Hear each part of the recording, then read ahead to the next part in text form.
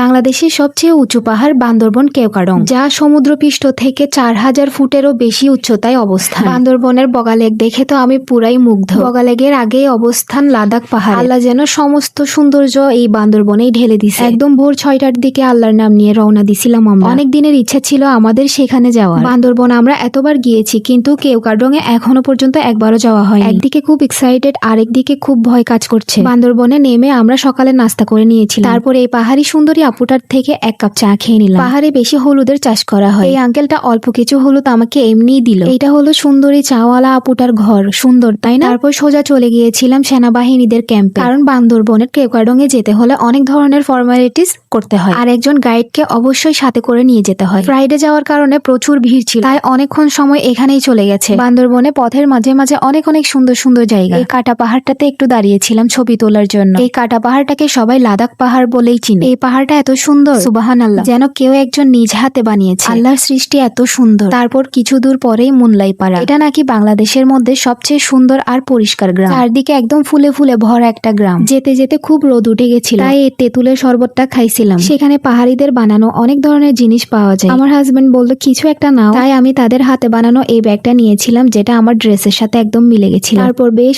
অনেকটাই পথ পার হওয়ার পর আল্লাহ আমাদের গন্তব্যে পৌঁছে দিয়েছিল। আল্লাহ সৃষ্টির এই অপরূপ সৌন্দর্য দেখার ভাগ্য হয়েছে আমার তার সাথে। আলহামদুলিল্লাহ, জীবনে একবার হলেও এখানে আসা উচিত, না হলে আফসোস থেকেই যেত।